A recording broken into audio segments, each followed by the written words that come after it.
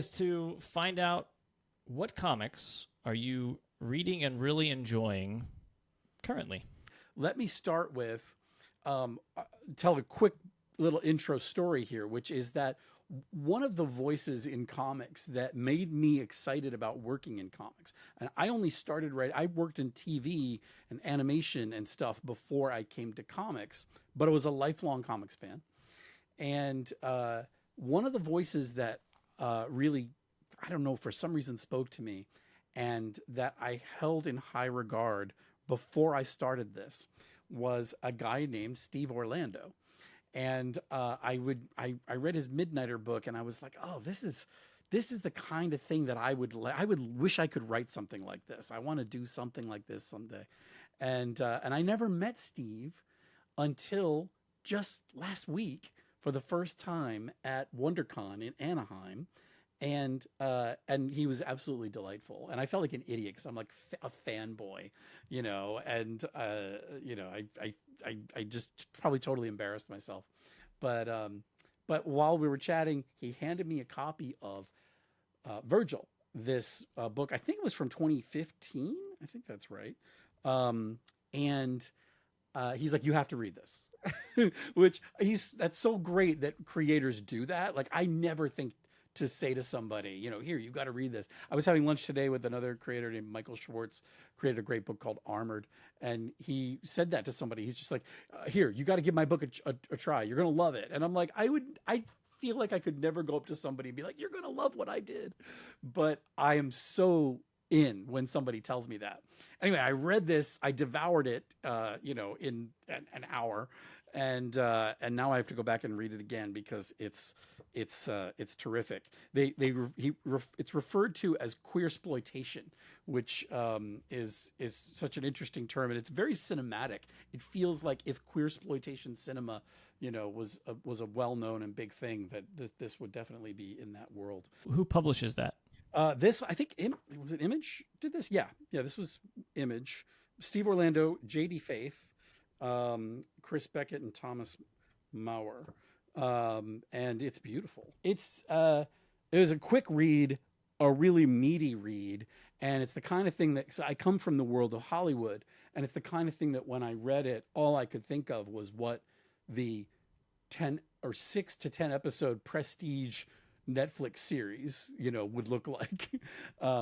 So, you start doing that sometimes. You start casting it in your head. You start seeing the visuals for yourself. And I get really excited about stuff that I feel can move around between media, that doesn't just have to live in comics, but can. And I mean, maybe that's a function of having adapted comics for movies and TV.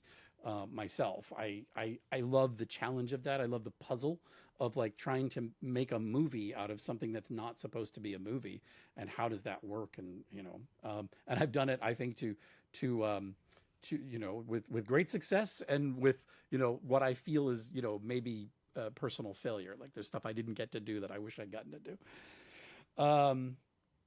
The other thing, by the way, that I am reading, because I haven't finished yet, is the three. And this was I was so excited. I've been so excited about this, and I think probably a lot of people are and have been.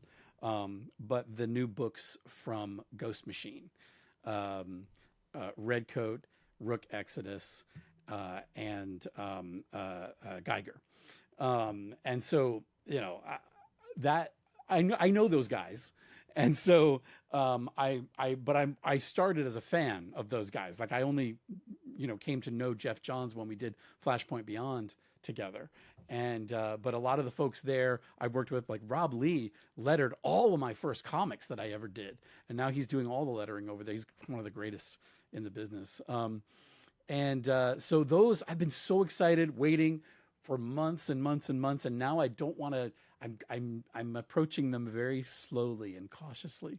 So what I did first was I reread Ghost Machine #1, which gives you kind of the previews for what's coming. And but I think there's something for me. I just think you rarely get an opportunity to jump on at #1 with something from huge, big name creators who dream really big and have told some of the greatest stories that have meant so much to me as a reader and as a viewer.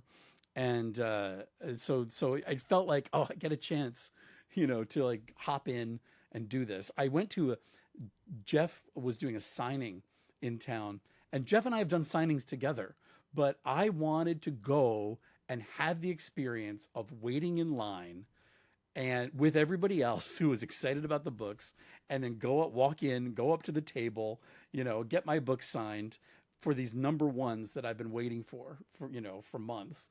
And so I did it. I got to do it. And the whole time I'm standing in the line, like Jeff came and he walked up. He's walking to the shop to go to the signing, and he sees me, comes over, he gives me a big hug. He's like, "What are you doing waiting in line?"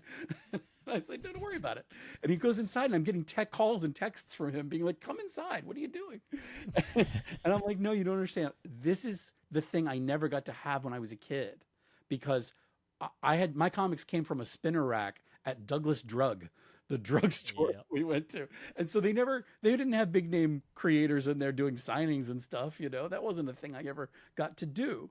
And I met some of the nicest, most amazing people in line. So anyway, I feel like it's a kind of it's funny because I'm doing a book that was the concept of the universe that I'm working in was conceived by Jeff.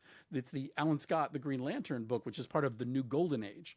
But I feel like we're living in a new golden age of comics right now with the exciting new creator-owned companies that are forming, and especially when they're your friends and you can go out and cheer for them.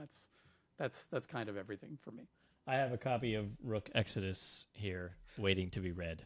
Oh, I'm going to get in so much trouble for saying this, but I'm just going to be honest. Like, for me, the book that I wasn't sure that I was going to really take to was Rook Exodus. That was the one that I thought, oh, I don't know if this one's going to be for me. Just kind of the comics that I usually read or write. And when I read the pages in Ghost Machine #1, I was like, oh my God, I'm so excited for Rook Exodus. So I was very happy to be turned around on that. So it's fun to come at it as a fan, and because it's so much of, it's tough when there's something that you love that you make your job. I mean, you must know this. When you make it your jobs work come with all this other stuff that can get in the way of the kind of pure enjoyment that you have of something when you're a fan. And so just for a little while, getting to sort of shut out the industry part of it and the job part of it and get to approach it as a fan. Ghost Machine has sort of reinvigorated that and done that for me. So I'm happy and very excited about that. Oh, I just realized I do have another prop right here, but I'm gonna scooch over here for a second. This is one that I've talked about. I've talked about this one before on podcasts, but you can see this is why I'm not done with it yet. And this was recommended to me by my comic book guy, the manager of my local shop where I do a lot of signings and stuff. And the manager, Zach, when Alan Scott was starting to come out, this book that I'm doing that deals with, it deals with a lot of things, but one of the things it deals with is, being someone whose secret identity has a secret identity, and being queer in the 1930s and 40s, and kind of what are the trials and how do you tell a love story set in that kind of world. That's one of the big pieces of the Alan Scott book. So when that book was coming out, Zach said, "Have you read Parallel?" And I said, "No, I haven't." And he was like, "Oh, you have to get this. You have to get this." So I picked it up and I read and this is by, and I don't know if I'm saying the name right, but Matthias or Matthias Lehman, or Lehman. And I picked it up and I read like the first few pages, and there's so much about what this book is and where it's set that you get right away at the start of it that is similar in tone and theme and approach to what I've been doing with the Alan Scott book, that I immediately shut it and I put it aside because I was still writing my story. And I was like, I don't want to be influenced by a book that might very well be better than what I'm doing. I don't know.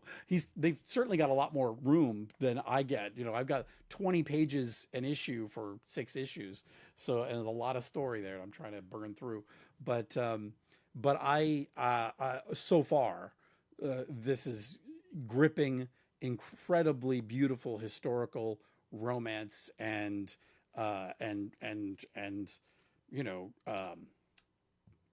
the trials of you know what it means to love in a place and a time when you're not supposed to. Tim, what obviously your Alan Scott will be wrapping up here. When does the final issue come out? That's something that I'm reading right now, but I'm also writing it. The Yeah, Alan Scott, the Green Lantern, the 6 issue miniseries for DC. The last issue, issue 6, will be available April 30th. Well, I've loved every single issue so far, so Thank you. You I'm have to really say that. looking I'm on forward your to the. show. No, I'm looking forward to reading that last issue for sure. Whether you were on the show or not, it doesn't make any difference. Well, thank you. And you mentioned before we went on air that you have another book coming out soon. Well, so I had the privilege of getting to work with Kevin Smith on the Masters of the Universe Revelation and Revolution series for Netflix, and Kevin and I did a book. Oh, it's right behind me. Where is it? There it is. We did a prequel to the first season of the show for Dark Horse Comics. That was 4 issues, and that's the trade there. And uh, I've also written a 4 issue prequel to season 2, which is called Revolution, and that's going to be hitting shelves May 15th. So that'll be another 4 issues, and it's the story of, if you know anything about Masters of the Universe, listen closely. It's when Hordak met Skeletor. Basically, it fills in some of the things you might be curious about from the TV series and from the IP in general. Well, thank you so much, Tim, for taking some time out of your day to join us. It's been a pleasure, and we look forward to reading all of your future books. Thank you so much. Yeah, Alan Scott, number 6, April 30th, and Master of the Universe Revolution #1 is out May 15th. So, and also, I'm going to a bunch of cons. So if you're in Cleveland, I'll see you this weekend. If this is already out, I don't know if this is dropping yet. I'm going to be in Calgary. I'll be in San Diego. I'll be in New York. So come say hi at my table if you see me, guys. Awesome. Thank you so much.